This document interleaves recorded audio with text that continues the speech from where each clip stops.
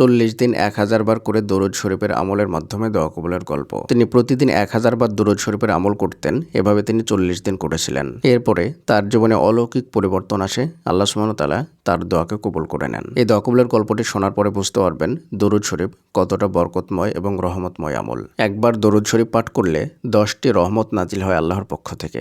সুবহানাল্লাহ। আপনিও যদি আপনার বাস্তব জীবনের দোয়া কবুলের গল্পটি আমাদের সঙ্গে শেয়ার করতে চান তাহলে শেয়ার করতে পারেন। আমাদের চ্যানেলে প্রচার করা হবে। দোয়া কবুলের গল্প পাঠানোর জন্য আমাদের ইমেল আইডি ব্যবহার করবেন। আমাদের ইমেল আইডি হলো khalidhasan6695@gmail.com। এটা আমরা ডেসক্রিপশনেও লিখে দিচ্ছি। আমরা আপনাদের মতো বাস্তব মানুষের জীবনের দোয়া কবুলের গল্পগুলো আপনাদের সঙ্গে শেয়ার করে থাকি। তো চলুন আর কথা না বাড়িয়ে দোয়া কবুলের গল্পটি আমরা শুনে আসি।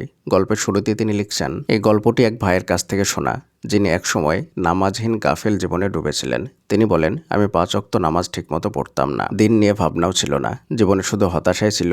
চাকরি নেই, সংসারে টানাপোড়েন, আত্মীয়দের কাছে অপমান, সব মিলিয়ে হতাশার অতল গহ্বরে ডুবে যাচ্ছিলাম। একদিন হঠাৎ করে ইউটিউবে দরুদের ফজিলত নিয়ে একটি লেকচার দেখি। ফজিলত দেখে নিয়ত করলাম একবার চেষ্টা করেই দেখি। নিয়ত করলাম প্রতিদিন 1000 বার দরুদ পড়ব 40 দিন পর্যন্ত। প্রথম কয়েকদিন আমল করি মনে হচ্ছিল ভেতরের ভার যেন একটু হালকা হয়ে যাচ্ছে। অজানা এক প্রশান্তি পেতাম। দিন যেতে লাগলো। ঠিক 34তম দিনে একটা কোম্পানি থেকে চাকরির কল আসে। যেই চাকরির জন্য আমি আগেও অনেকবার আবেদন করেও ব্যর্থ হয়েছিলাম। এবার একেবারে ডিরেক্ট রিক্রুট, অর্থাৎ সরাসরি নিয়োগ। সেদিন শুধু সিজদায় পড়ে কেঁদেছিলাম, আল্লাহর শুকরিয়া আদায় করে কেঁদেছিলাম।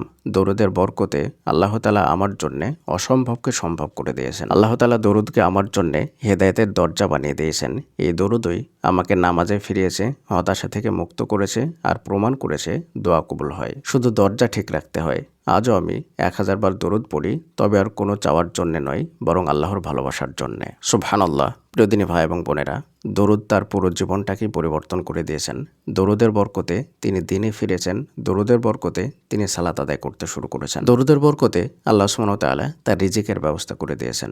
একবার চিন্তা করতে পেরেছেন, যেই মানুষটা দিন থেকে গাফেল ছিল, সালাত থেকে গাফেল ছিল, আল্লাহ তাআলা দরুদের বরকতে তাকে সালাতে ফিরিয়েছেন, তাকে দিনের পথে ফিরিয়ে এনেছেন।